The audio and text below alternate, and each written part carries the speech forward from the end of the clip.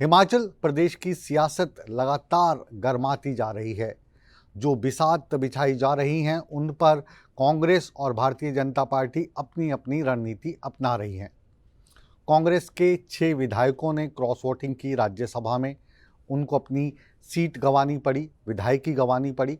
इन 6 के 6 उम्मीदवारों ने भारतीय जनता पार्टी ज्वाइन कर ली और इनको उन्हीं 6 की 6 सीटों पर भाजपा ने अपना उम्मीदवार बना दिया।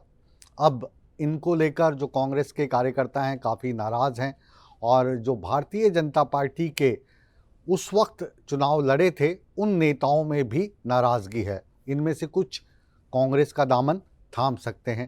ये जो 6 बागियों को टिकट दी गई है, इससे हिमाचल प्रदेश की राजनीति में आने वाले समय में क्या असर पड़ेगा और जो राज्यसभा के लिए क्रॉस वोटिंग हुई थी उससे हिमाचल की क्या पूरी की पूरी राजनीति पलट जाएगी, ये आज की पहली रिपोर्ट में हम आपके सामने रखने जा रहे हैं।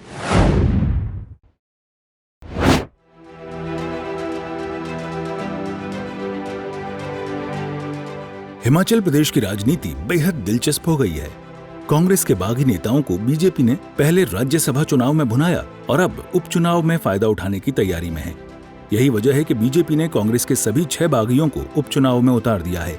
ये सभी 6 बागी हाल ही में बीजेपी में शामिल हुए थे और अब बीजेपी ने उम्मीदवारों की लिस्ट जारी कर दी है।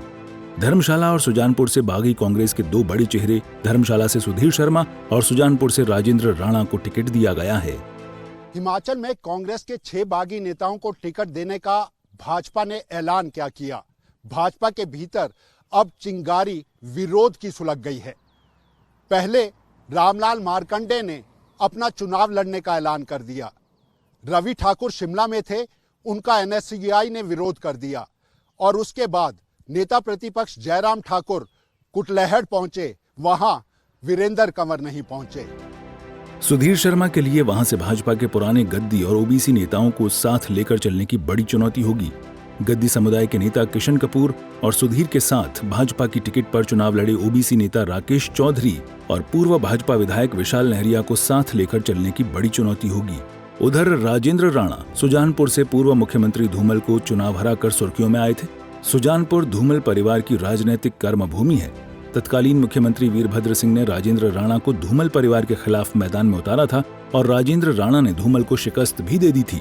आपको बता दें कि कभी राजेंद्र राणा धूमल परिवार के बेहद करीबी थे और किन्हीं वजहों से राजेंद्र राणा धूमल परिवार का साथ छोड़ गए थे। वहीं देवेंद्र भुट्टो कुटलेहड़ से फिर चुनाव लड़ेंगे। कांग्रेस की टिकट पर अपने मामा वीरेंद्र कंवर को चुनाव में हराकर वो पहले जीते थे। पहले मामा वीरेंद्र कंवर का चुनाव जीतने में साथ देने वाले भुट्टो को भाजपा से टिकट मिलने के बाद समीकरण बदल गए हैं। अगर दिल खट्टा नहीं रहा तो अब मामा और पूर्व मंत्री वीरेंद्र कंवर अपने भांजे देवेंद्र भुट्टो के लिए वोट मांगते नजर आएंगे।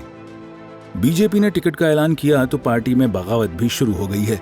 लाहौल स्पीति से कांग्रेस के बागी रवि ठाकुर को टिकट देने का ऐलान किया गया तो लाहौल स्पीति भाजपा ने बैठक बुलाई, जिसमें पूर्व मंत्री और लाहौल स्पीति के पूर्व विधायक डॉक्टर रामलाल मारकंडे समेत कई नेता मौजूद रहे।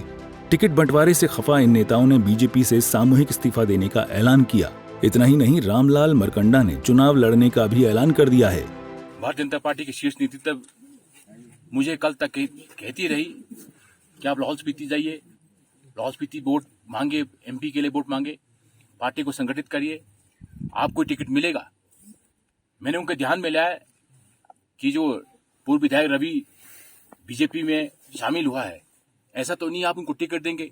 उन्होंने कहा ऐसा नहीं होगा, टिकट आपको ही मिलेगा। और आज मैं लाहौल पहुंचा, लाहौल पहुंचते उन्होंने घोषणा किया है भारतीय जनता पार्टी ने ऐसे व्यक्ति को टिकट दिया है जो व्यक्ति भारतीय जनता पार्टी के लोगों ने कहा है जिस बीजेपी में आरक्षण विरोधी स्टैंप लगता रहा है, हमने उसको धोया है, बड़े बेखूबी धोया है। फिर से आप जो आरक्षण विरोधी, लाहौल स्पीति के आरक्षण विरोधी को फिर आप अपने टिकट देते हो, ये लाहौल स्पीति के लोग जनता तय करेगी। अब हम जनता के दरबार में पहुंचेंगे, मैं भी जाऊंगा, ये लोग भी जाएंगे, वहां जनता में लाहौल स्पीति जनता में छोड़ता हूं। धन्यवाद। उधर कांग्रेस कार्यकर्ता बागियों का विरोध करने पर उतर आए हैं। एनएसयूआई और यूथ कांग्रेस के कार्यकर्ताओं ने कांग्रेस से बीजेपी में शामिल हुए बागी रवि ठाकुर को शिमला में घेरा और विरोध प्रदर्शन किया।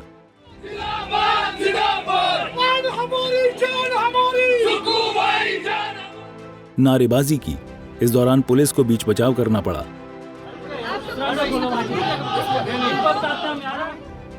कुल मिलाकर हिमाचल की राजनीति बेहद दिलचस्प होती जा रही है। बीजेपी ने कांग्रेस के बागियों को तो साध लिया, लेकिन वक्त अब अपनों की नाराजगी झेलने का है। इस चुनाव से पहले, इस टिकट को दिए जाने से पहले, जहां कांग्रेस लगातार क्रॉस वोटिंग के साथ कह रही थी all is well in party, अब भाजपा को यह कहने के लिए मजबूर होना पड़ रहा है all is well in party. ये विद्रोह जल्दी शांत होगा।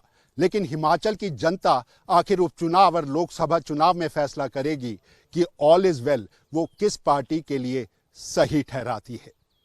कैमरामैन सुभाष के साथ अरुण उनियाल, सूर्य समाचार।